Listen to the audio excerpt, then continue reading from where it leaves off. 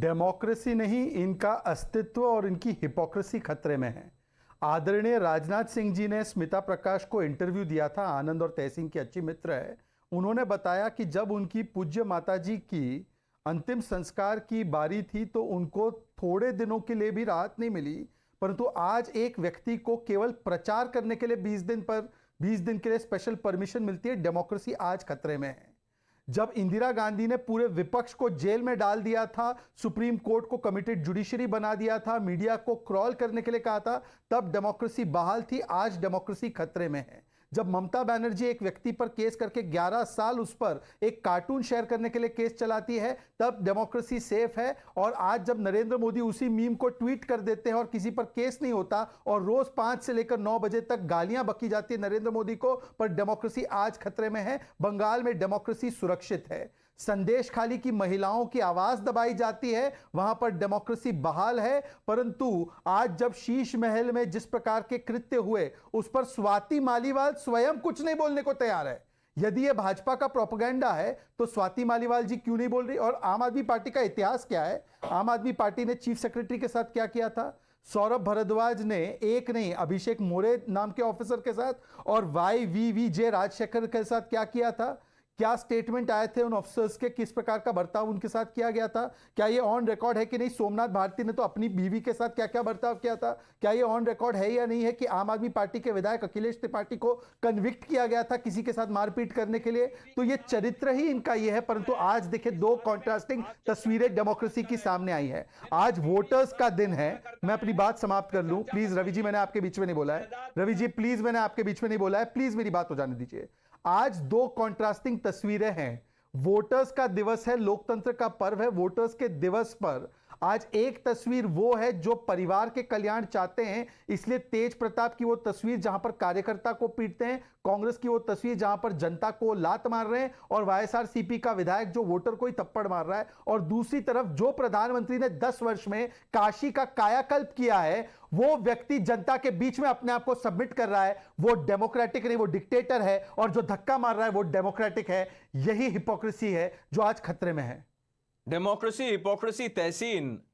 Now, if you can hear me, allow me to read one tweet by Rahul Gandhi. He said, डरा हुआ तानाशाह एक मरा हुआ लोकतंत्र बनाना चाहता है। मीडिया समेत सभी संस्थाओं पर कब्जा, पार्टियों को तोड़ना, कंपनियों से हफ्ता वसूली, मुख्य विपक्षी दल का अकाउंट फ्रीज करना असुरी शक्ति के लिए कम था तो अब चुने हुए मुख्यमंत्रियों की गिरफ्तारी भी आम बात हो गई है। Hemant Soren, who resigned as chief minister, was refused interim bail. He also wanted to canvass campaign just like Arvind Kejriwal. Adhir Ranjan Chaudhary said it on camera that Ambani Adani agar paise dene lagenge to we will stop pounding them. Not a word from Rahul Gandhi or Mr. Khadge for that matter. Your thoughts?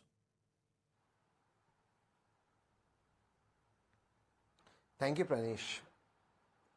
The question that we all should be asking as Indians is simply this. In the last 10 years, since the most honorable Prime Minister has occupied the highest share of our nation, one institution, just one, that has gone stronger and more democratic, just one.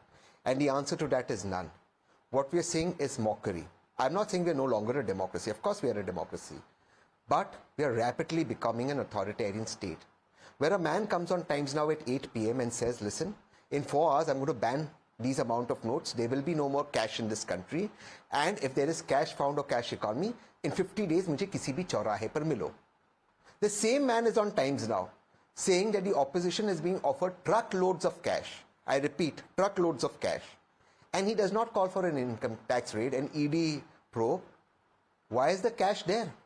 The same man, this country is given this great country is given this Prime Minister everything. What more can the Prime Minister ask for? 2 terms as Prime Minister, it's given him everything. And yet he has to come and he cannot make the coherent points that Shehzad is making. Shehzad is making brilliant points. All he has to talk about is Machli, Musalman, Mangal Sutra, Bhaise. काहे भाई, आपको सब कुछ दिया इस देश ने. आप उन मुद्दों पे बात करो जो आपने किया और आगे आप करोगे. Why do you need to bring in this hate? Why do you hate for others? क्या मुसलमान हमारे नहीं है? और अगर इस देश में घुसपैठिया है तो वो घुसपैठिया 10 साल से जो प्रधानमंत्री थी, क्या उनकी जिम्मेदारी नहीं है? मंगलसूत्र निकालते किसी को दे देंगे?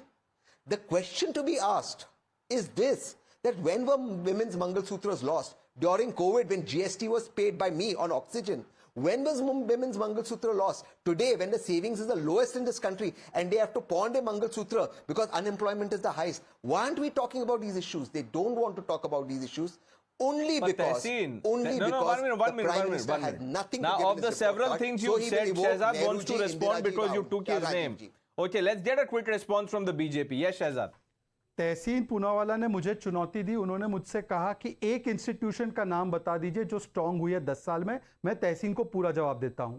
10 साल पहले प्रधानमंत्री का पद जो सबसे सर्वोच्च पद है, वो वैसे तो चुना हुआ पद है, परंतु उसको चलाने का काम कहां से होता था? और एक युवा जो कि एक चुना हुआ प्रधानमंत्री के पद पे नहीं, कैबिनेट में नहीं था, वो आकर प्रधानमंत्री का ऑर्डिनेंस फाड़ता था। आज प्रधानमंत्री का इंस्टीट्यूशन स्ट्रॉन्गर हुआ है क्योंकि जो प्रधानमंत्री चुना गया है वही प्रधानमंत्री कार्यालय को चलाता है। इन्होंने एक की मांग की, मैं तो आपको कई उदाहरण और दे सकता हूं।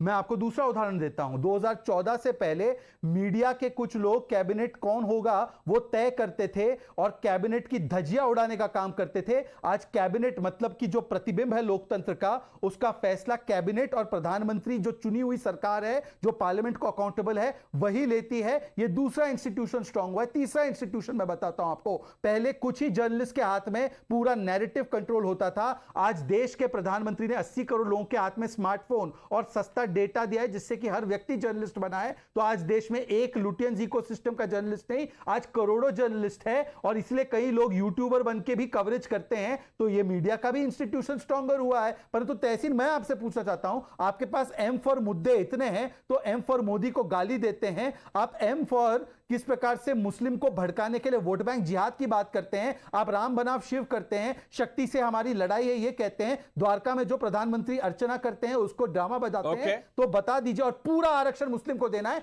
ये कौन से मुद्दे हैं तहसीन? ये सांप्रदायिक है या ये सेकुलरिज्म